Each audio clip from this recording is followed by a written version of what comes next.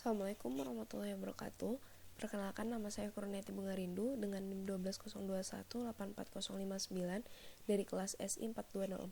Di sini saya akan menjelaskan mengenai transisi dari analisis ke desain menggunakan diagram interaksi. Yang pertama, kita bakalan menjelaskan tujuan elemen dari model desain. Yang kedua, kita bakalan mengidentifikasi elemen penting dari sebuah diagram komunikasi UML.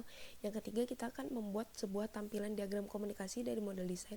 Yang keempat, mengidentifikasi elemen penting dari diagram UML sequence. Yang kelima adalah membuat tampilan diagram sequence dari model desain. Proses. Jadi bakalan ada aktor bakalan membuat satu model syarat. Model syarat ini bakalan dibagi menjadi dua, NFRS dan FRS. NFRS berupa model arsitektur dan FRS berupa model desain. Kedua model ini bakalan menjadi model solusi dan menghasilkan sebuah kode. Memperkenalkan model desain. Model desain dibuat dari model kebutuhan, use case, dan model domain. Model desain digabungkan dengan model arsitektur untuk menghasilkan model solusi. Diagram interaksi. UML interaksi diagram adalah nama kolektif untuk diagram berikut, yaitu diagram sequence, diagram komunikasi, dan diagram ikhtisar interaksi. Diagram interaksi. Setiap diagram interaksi UML digunakan untuk menunjukkan urutan dari interaksi yang terjadi antara objek selama satu atau dua skenario use case, sebuah fragmen dari skenario use case. Diagram interaksi UML dapat juga digunakan untuk menunjukkan urutan dari interaksi yang terjadi antara sistem dan subsistem. Membandingkan analisis dan desain. Analisis membantu Anda memodelkan apa yang dikenal tentang sebuah proses bisnis. Sistem harus mendukung use case dan model domain. Desain membantu Anda bagaimana sistem akan mendukung proses bisnis. Model desain terdiri dari boundary, service, dan entitas. Robustness analysis. Robustness analysis adalah sebuah proses analisis yang membantu dalam mengidentifikasi komponen desain yang akan diperlukan dalam model desain. Ini bentuk dari robustness analysis. Robustness analysis, input robustness analysis yaitu use case skenario untuk use case diagram aktivitas untuk use case, dan domain model. Output dari robustness analysis ini ada yaitu model desain biasanya ditangkap dalam diagram interaksi UML dengan komponen desain seperti batas, layanan, dan komponen entitas. Boundary komponen digunakan untuk memodelkan interaksi antara sistem dan aktornya. Jadi ciri-cirinya itu abstraksi layer UI, sensor antarmuka, komunikasi, dan sebagainya. Komponen UI tingkat tinggi. Setiap komponen batas harus dikaitkan dengan setidaknya satu aktor. Jadi ada aktor agen pemesanan, dia bakalan melakukan permintaan ruangan ke reservasi UI. Boundary komponennya yaitu si reservasi UI-nya. Komponen service mewakili koordinasi, pengurutan transaksi, dan kontrol objek lain yang sering digunakan untuk merangkum kontrol yang terikat dengan use case tertentu. Jadi ada agen pemesanan melakukan permintaan ruangan ke reservasi UI. Reservasi UI kan membuat reservasi ke layanan reservasi. Si layanan reservasinya itulah yang namanya komponen service. Ciri-cirinya itu alur terkoordinasi, mengisolasi setiap perubahan alur kerja dari komponen batas dan entitas. Entity komponen, kelas entitas. Entitas digunakan untuk memodelkan informasi yang berumur panjang dan persisten. Jadi pada gambar ini kita akan tadi membuat reservasi melalui layanan reservasi. Si layanan reservasi bakalan nge-create satu entity yang namanya reservasi. Ciri-cirinya entitas biasanya terikat dengan objek domain. Sebagian besar entitas gigih. Entitas dapat memiliki perilaku yang kompleks. Service and entity component. Komponen entitas sering memiliki komponen layanan yang sesuai.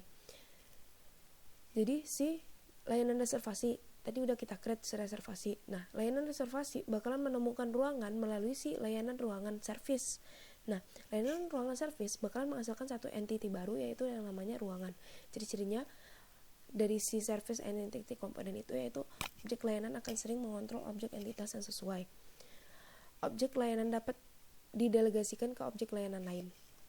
Boundary and entity component. Komponen batas sering mengambil kembali atribut komponen entitas. Maksudnya tuh kayak gini. Jadi si reservasi yang udah dibuat dari si layanan reservasi, entity-nya si reservasi UI bakalan bisa ngambil si atribut dari si reservasi ini melalui si get rincian. Menjelaskan proses analisis robustness. Yang pertama itu pilih proses use case. Yang kedua, buat diagram komunikasi atau diagram urutan yang memenuhi kegiatan use case. komponen desain, yang A-nya itu komponen desain yang mendukung kegiatan use case. Yang B, gambarkan hubungan antara komponen-komponen ini dan beri label asosiasi dengan pesan. Yang ketiga, ubah diagram komunikasi menjadi diagram urutan atau sebaliknya untuk tampilan alternatif. Mengidentifikasi elemen communication diagram. Sebuah UML communication diagram terdiri atas elemen-elemen berikut: not object, nomor sequence, tema pesanan, parameter, arah pesanan, icon, dan teks stereotype, mengembalikan objek, dan membuat stereotype objek. Ini variasi bentuk lain dari si communication diagram. Mengidentifikasi elemen communication diagram. Ya. Sebuah pesan dapat menunjukkan sebuah nama pesan, sebuah panah arah. Sebuah panah arah ini bakalan, kalau panah arahnya penuh, pesan yang sinkron. Sebuah panah arah yang terbuka berarti pesan tidak sinkron. Sebuah nomor urut menggambarkan urutan dari pesan. Sebuah daftar parameter diteruskan ke objek penerima. Sebuah kondisi penjaga menunjukkan sebuah pesan bersyarat. Sebuah pengembalian parameter.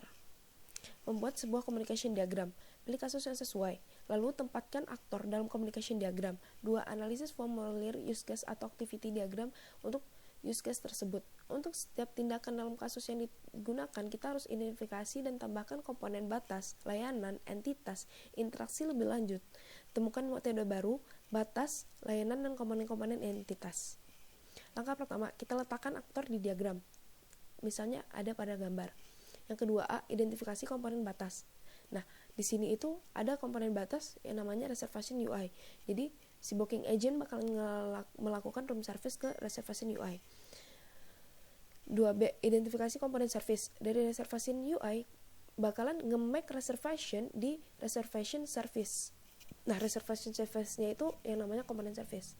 Identifikasi komponen entitas. Si komponen reservation service bakalan nge-create satu entitas yang namanya entitas reservation.